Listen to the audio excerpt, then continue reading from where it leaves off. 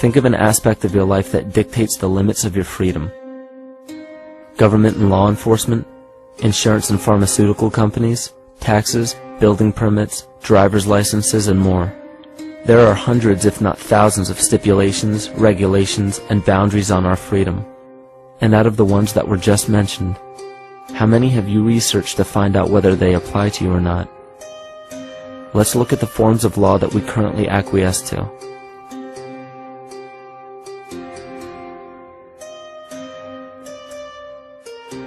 A common misconception among people is that any rule or regulation that governs them falls under one category: law.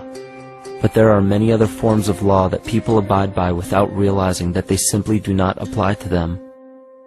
Another misconception is that a nation's constitution gives us our rights. A constitution does nothing more than list the rights that we already have. We are born with inalienable rights, endowed to us by our Creator. They are not given to us, and they cannot be given away.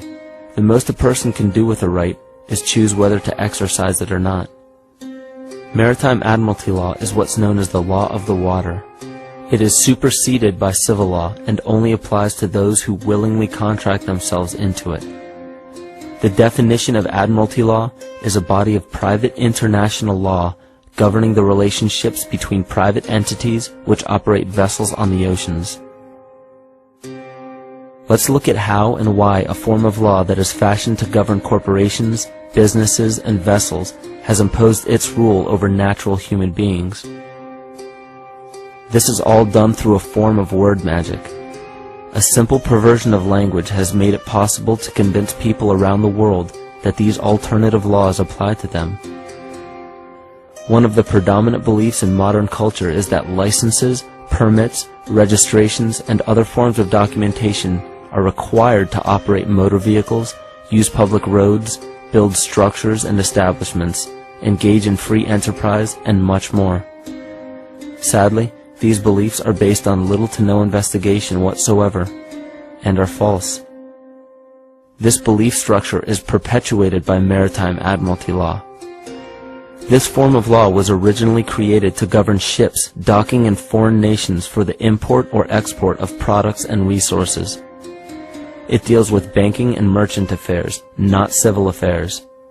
When a product is taken off of a ship and brought into a foreign land, that nation takes custody of the resource and accounts for it with a certificate. That certificate marks the birth date of that product in the custody of the respective nation. Think of why it is supposedly required to have a certificate of live birth in the first place. The Barron's Dictionary of Banking Terms defines a certificate as a paper establishing an ownership claim. So right there, we notice that everyone with a birth certificate is defined as being owned.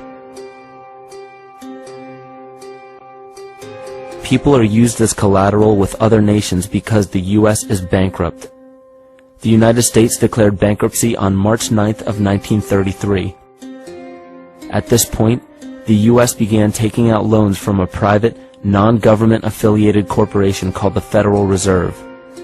With no money to pay back the loans, the United States began using the citizens as collateral. All birth and marriage certificates are literally warehouse receipts. Just look at the similarities of warehouse receipts and birth certificates. Both document the date of issue, a serial number, registration number or receipt number, a description of the product, and an authorized informant to notify the appropriate government agency. With all of this information being readily available, the majority of people are unaware of their involvement with Maritime Admiralty law. This is possible through the manipulation of language. This Admiralty law changed the meaning of the word person from a natural living person to a corporation. Driver's licenses, vehicle registrations, auto insurance forms, building permits, gun permits, work permits, tax filing documents, birth and death certificates, traffic citations, and many other forms of documentation that were once believed to be absolutely necessary only apply to persons or corporations.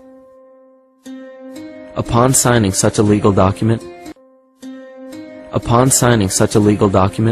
You are indirectly waiving your rights under the Constitution and lowering your status to that of a corporation that is created with the same exact name as you. The only way to reconcile your true name from the name of the corporation is to take notice that the corporation has its name in all capital letters. This is known as capitis diminutia maxima.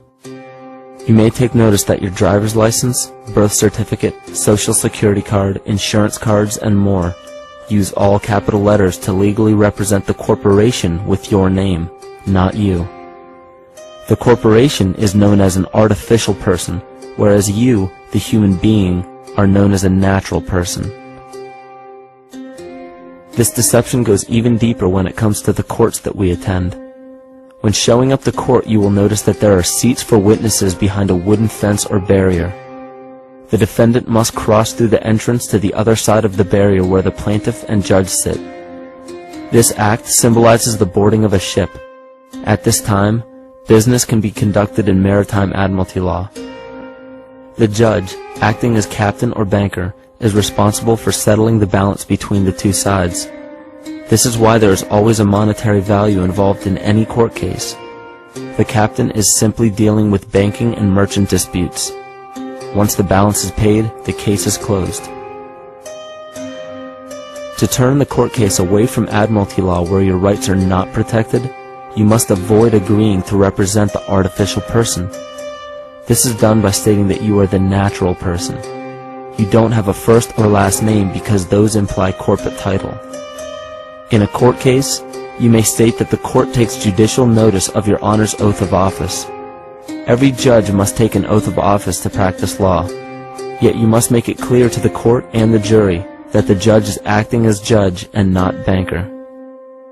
Remember that you are a natural human being of the earth.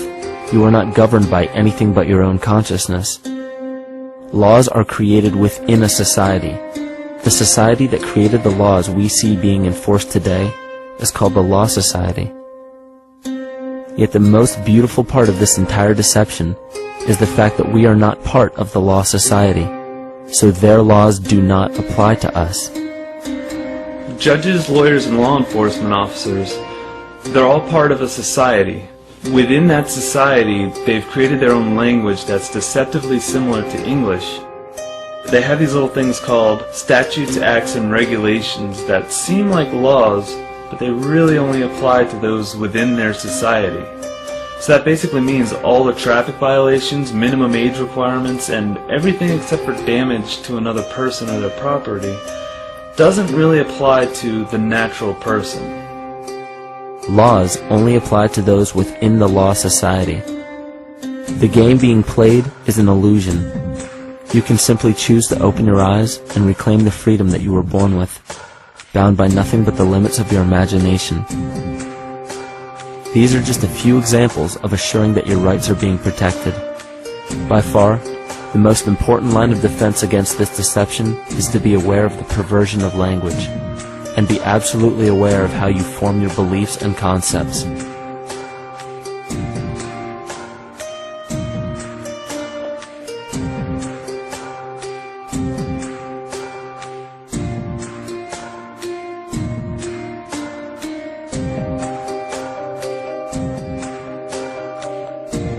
In all forms of the perversion of language, there is a mirror reflection of this in the microcosm of the psyche.